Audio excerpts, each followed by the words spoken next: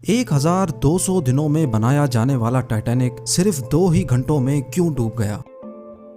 10 अप्रैल 1912 ये वो दिन था जब दुनिया का सबसे बड़ा और महंगा तरीन बहरी जहाज टाइटैनिक अपने पहले सफर के आगाज के लिए बिल्कुल तैयार था। उस दिन अटलांटिक ओशन बेहद पुरसुकून था और समंदरी तूफान आने का दूर दूर तक कोई चांस नहीं था। जहाज में 1500 पैसेंजर सवार भी हो चुके थे और लाखों लोग डॉक पर टाइटैनिक के पहले सफर का आगाज देखने के लिए खड़े थे। ना ही पैसेंजर्स को, ना ही अलविदा करने वाले लाखों लोगों को और ना ही टाइटैनिक के अमले को मालूम था कि जो जहाज कुछ ही देर में रवाना होने वाला है उसको बनाते वक्त 6 ऐसी गलतियां की गई हैं जो इस जहाज को बदतरीन हादसे का शिकार। आज आप जानेंगे अपने दौर के सबसे महंगे, सबसे लग्जरी और सबसे ताकतवर जहाज टाइटैनिक की 6 ऐसी गलतियां जो अगर ना की जाती तो शायद आज टाइटैनिक क्रैश होने की वजह से नहीं बल्कि अपनी कामयाबी की वजह से दुनिया में फेमस होता। आखिर ऐसी कौन सी 6 गलतियां थीं जो 40 साल एक्सपीरियंस रखने वाले टाइटैनिक के कैप्टन एडवर्ड स्मिथ को भी नजर नहीं आई? कैप्टन के 40 साल के एक्सपीरियंस को तो छोड़ें, ये गलतियां टाइटैनिक ऑपरेट करने वाली कंपनी दी व्हाइट स्टार लाइन जिसको 107 शिप्स ऑपरेट करने का एक्सपीरियंस था उनको भी नजर नहीं आई। और तो और ये गलतियां टाइटैनिक मैन्युफैक्चर करने वाली कंपनी हार्लैंड एंड वुल्फ को भी नजर नहीं आई जिन्होंने सिर्फ टाइटैनिक से पहले ही 500 से ज्यादा शिप्स मैन्युफैक्चर की थी।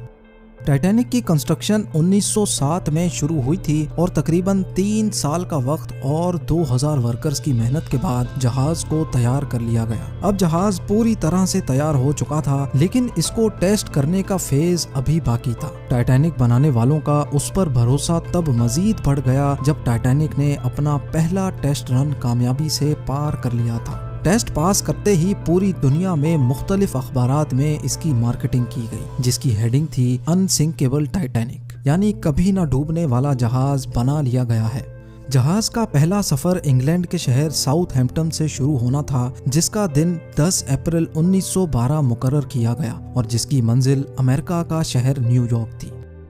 टाइटैनिक के इकोनॉमी पोर्शन में सफर करने की कीमत $30 जबकि फर्स्ट क्लास में सफर करने की $150 थी जो आज के दौर में 3,40,000 रुपए बनते हैं। इस मार्केटिंग के नतीजे में यकायक सारी टिकट्स बुक कर ली गईं और आखिरकार वो दिन आ ही गया जब टाइटैनिक अपने पहले सफर का आगाज करने वाली थी। मिस्टेक नंबर 1, दोपहर को ठीक 12 बजे टाइटैनिक ने अपने पहले सफर का आगाज कर दिया और साथ ही टाइटैनिक की गलतियां सामने आना शुरू हो गईं। कैप्टन स्मिथ को मालिकान की तरफ से डेडलाइन मिल चुकी थी कि किसी भी सूरत में 17 अप्रैल तक यानी सिर्फ 7 ही दिनों में न्यूयॉर्क पहुंचना है। इसी वजह से कैप्टन ने जहाज की रफ्तार शुरू से ही बहुत तेज रखी थी और यही थी टाइटैनिक की सबसे पहली गलती। कैप्टन स्मिथ को मालिकान की दी गई इंस्ट्रक्शंस और प्रेशर की वजह से न्यूयॉर्क जल्द से जल्द पहुंचना था क्योंकि ये टाइटैनिक का पहला सफर था और अगर वो न्यूयॉर्क टाइम से ना पहुंचते तो टाइटैनिक की रेपुटेशन को काफी नुकसान होता।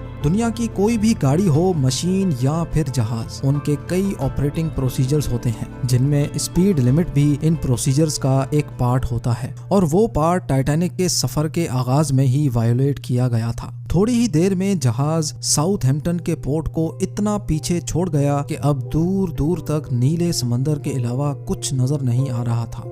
मिस्टेक नंबर 2, अब टाइटैनिक को चलते हुए 3 दिन गुजर चुके थे। फ्रांस और आयरलैंड में थोड़ी देर के स्टॉप के अलावा टाइटैनिक पिछले 72 घंटों से मुसलसल न्यूयॉर्क की तरफ बढ़ता चला जा रहा था। ये 14 अप्रैल 1912 की शाम थी। समंदर पर हर तरफ खामोशी और धुंध छाई हुई थी जिसकी वजह से विजिबिलिटी भी काफी कम हो चुकी थी। उसी रात एक और बहरी जहाज जो कि टाइटैनिक से कुछ घंटे ही आगे था, उसके कैप्टन ने वायरलेस पर टाइटैनिक को समंदर पर तैरती हुई चट्टानें यानी आइसबर्ग्स के बारे में वार्निंग दी थी। एक्सपर्ट्स का मानना है कि ये वार्निंग कम से कम भी 6 बार दी गई थी लेकिन वायरलेस ऑपरेटर्स की कोताही की वजह से इंतहाई इंपॉर्टेंट वार्निंग्स इनसे मिस हो गई। उनके लिए शायद ये नॉर्मल बात थी लेकिन यही थी टाइटैनिक के अमले की दूसरी गलती क्योंकि टाइटैनिक अपने तर्ज का पहला लग्जरी जहाज था और इसमें कई वीआईपीज भी मौजूद थे। इसी वजह से ज्यादातर टाइटैनिक का अमला फर्स्ट क्लास पैसेंजर्स की खिदमत में मसरूफ था। अगर इन वार्निंग्स को सीरियस लिया जाता तो आगे का पूरा सीन ही अलग होता। मिस्टेक नंबर 3, जहाज की स्पीड भी ज्यादा थी और उनसे एक बहुत इंपॉर्टेंट वार्निंग भी मिस हो चुकी थी। टाइटैनिक अब तेजी से इंतहाई बेखौफ अंदाज में आइसबर्ग की रेंज में बढ़ता चला जा रहा था, लेकिन अभी भी टाइटैनिक को हादसे से बचाया जा सकता था क्योंकि जहाज के पहरेदार अलर्ट थे, जो किसी भी आइसबर्ग की इत्तला दूर से देखने पर ही कैप्टन को देने के लिए रेडी थे। लेकिन दूर से देखने के लिए इनके पास एक चीज मौजूद ही नहीं थी और वो चीज थी दूरबीन। जी हाँ, पहरेदार अलर्ट तो थे, लेकिन वो आइसबर्ग को दूरबीन ना होने की वजह से दूर से नहीं देख सके और यही थी टाइटैनिक की तीसरी गलती। आइसबर्ग की खबर कैप्टन स्मिथ को उस वक्त हुई जब जहाज के पहरेदारों ने खबर दी कि जहाज के बिल्कुल सामने एक फुटबॉल फील्ड की साइज जितना आइसबर्ग है। लेकिन अब बहुत देर हो चुकी थी क्योंकि आइसबर्ग इंतहाई करीब आ चुका था। मिस्टेक नंबर 4, क्योंकि अटलांटिक ओशन में अक्सर शिप्स को ऐसे आइसबर्ग्स का सामना करना पड़ता है जिसको बड़े बड़े बहरी जहाज आराम से हैंडल कर लेते हैं। शायद कैप्टन स्मिथ ने भी यही सोचा था। आइसबर्ग की खबर मिलते ही कैप्टन स्मिथ ने जहाज के इंजन बंद करने का हुक्म दिया और साथ ही टाइटैनिक का रुख बदलने का भी ऑर्डर दिया। बेशक कैप्टन स्मिथ ने आइसबर्ग से बचने की बहुत कोशिश की, लेकिन फासला इतना कम रह गया था कि कुछ भी करना फजूल साबित हुआ। आइसबर्ग अब टाइटैनिक के सेंटर से टकरा चुका था, लेकिन टाइटैनिक के अभी भी बचने की काफी उम्मीद बाकी थी। ये उम्मीद बाकी रह गई थी कि शायद आइसबर्ग जहाज की बॉडी को नुकसान ना पहुंचाए या फिर आइसबर्ग जहाज से टकराते ही खुद ही टूट जाए। और शायद होता भी ऐसे ही अगर टाइटैनिक की चौथी गलती अपना काम ना दिखाती। एक्सपर्ट्स का मानना है कि टाइटैनिक की बॉडी पर जो रिविट्स लगी थी वो स्टील की नहीं बल्कि कास्ट आयरन की बनी थी। इन रिविट्स का काम लोहे के बड़े बड़े पीसेस को आपस में जोड़े रखना होता है, लेकिन चूंकि कास्ट आयरन स्टील से नरम होता है, इसी वजह से जिस जगह आइसबर्ग टाइटैनिक की बॉडी से टकराया वहां के रिविट्स प्रेशर की वजह से खुल गए और फिर वही हुआ जिसका डर कैप्टन स्मिथ को था। मिस्टेक नंबर 5, टाइटैनिक की टक्कर एक फुटबॉल फील्ड जितने बड़े आइसबर्ग से हो चुकी थी और अब जहाज के निचले हिस्से में पानी भरना शुरू हो चुका था।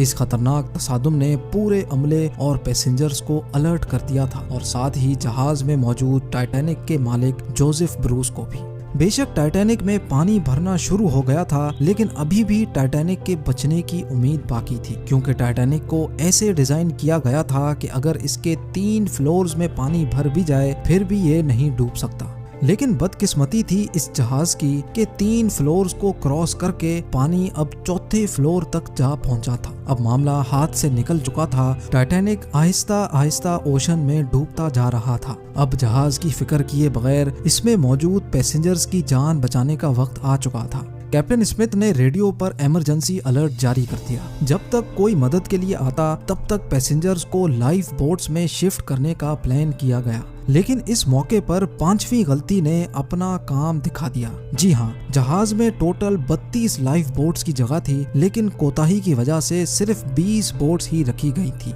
पैसेंजर्स थे 1500 और बोट्स थी सिर्फ 20।